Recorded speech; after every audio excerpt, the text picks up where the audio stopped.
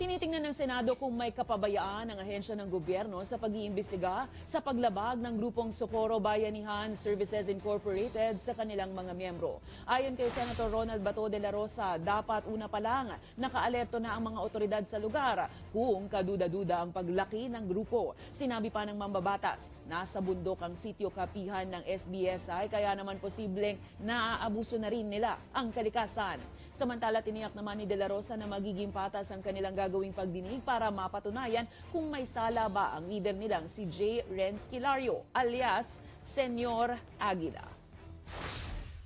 Being as the regulating agency as far as the occupation of the said area, dahil protected area yan, they went into an agreement with the government, the People's Organization, SBSI, nakakaroon na agreement to utilize the area for food production.